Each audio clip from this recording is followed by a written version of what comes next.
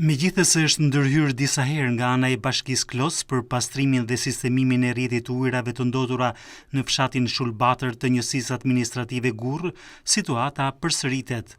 Ditët e fundit ujërat e zeza kanë dalë sërish në sipërfaqe, që me sa duket vjen si rezultat i bllokimit të rrjetit.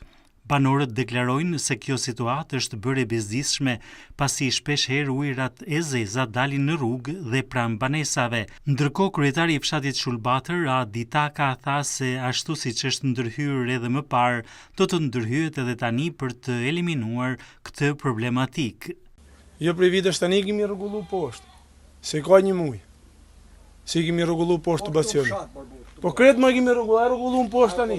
A kom pru ekskavatori. Po të helë problemet që shtu janë ka, kur të vazhdojnë mi rregullu, po dhe të him javën vazhdim, me abo kërkejas ke bashkia, dhe të rregullim. Her pas herë blokohet. Kanë artat të bashkisë, kanë përnu një ditë, edhe me zjarë fiksëm, ato prapë nuk është bloku, edhe e qujtën se kur është bloku, po kjo prapë borojt e zënjit dhe lartë. Po është zotin këto janë të na bo me smonje, janë të na, po kalin ja i pa fëmijët, edhe këto edhe kopshti i fëmijëvet, është kopshti, janë 5-6 fëmijët kopshtit tu. Ja i të rajton ditën si për grëpës zezë.